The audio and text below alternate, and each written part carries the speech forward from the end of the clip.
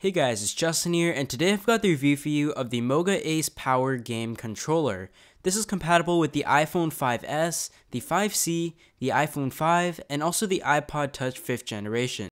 As you may have heard, with iOS 7 came the API that allows game creators to add support for external game controllers, which really branches out into a new category of accessories for iOS devices, and Moga is one of the first companies to jump on that, and you may know that they have been making game controllers for Android devices for the past few years. Before we take a look at the contents, let's take a look at the box itself. You may know that the Moga Ace does boast quite a few features, aside from the fact that it works as a game controller.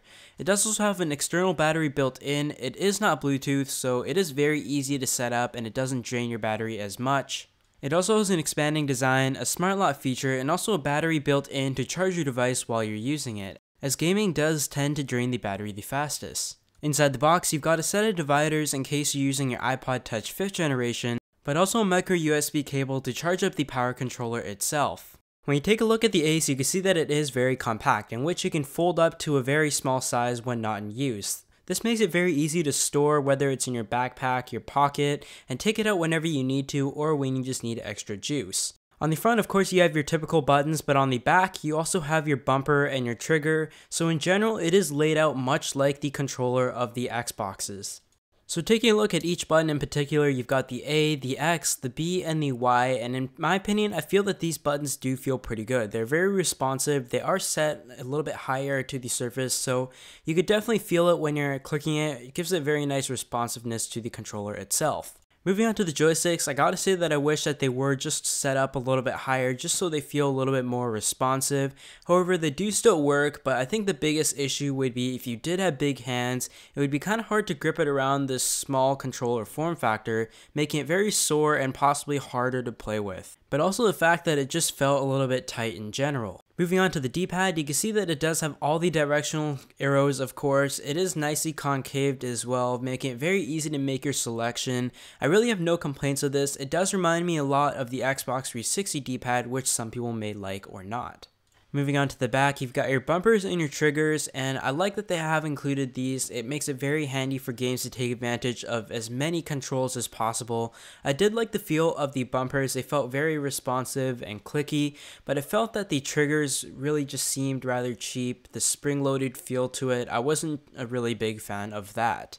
The Moga Ace also has 1800 mAh of battery built in, so you can charge your device while you're playing games, which makes it very handy. So I think that is definitely a great touch added to the Moga Ace Power controller.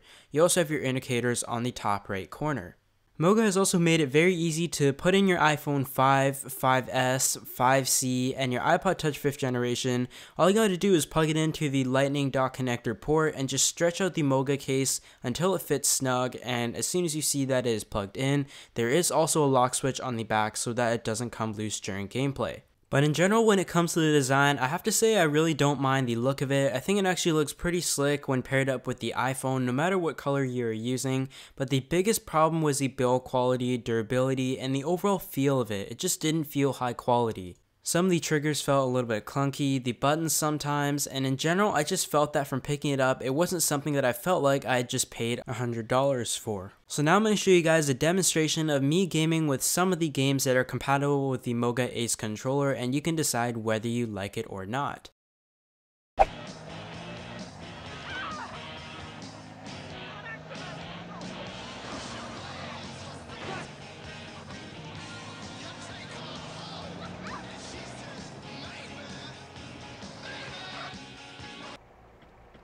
I got a license to burn. Officer requesting backup. They see me. 1031 in the market. Time for that. My car!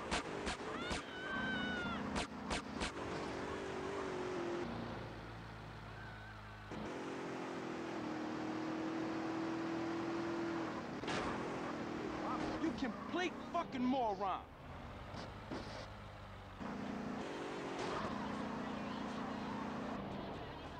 Call the cops!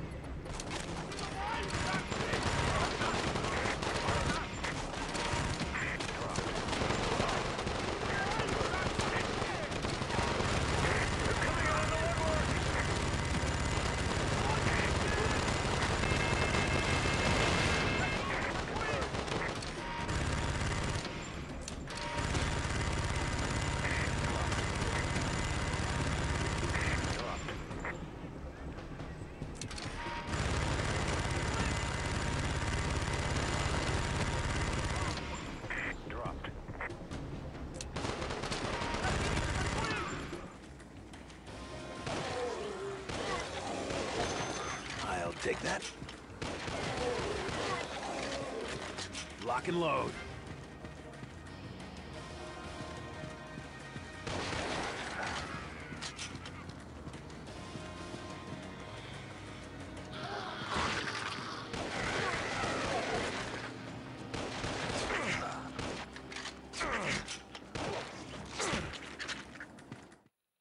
So in the end, aside from the fact that you do have to pay $100 for this, what it really comes down to is whether it is compatible with your favorite games.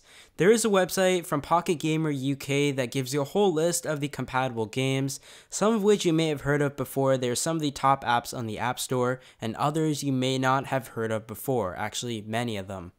But in the end, I gotta say that the Moga Ace controller does do as advertised, and it definitely enhanced my gaming experience in some cases, but I have to say for the price of $100, I definitely expect much more in terms of the build quality and durability of the product itself. As always, the links will be in the description section, and I hope you guys enjoyed this video, and I'll see you all in the next one.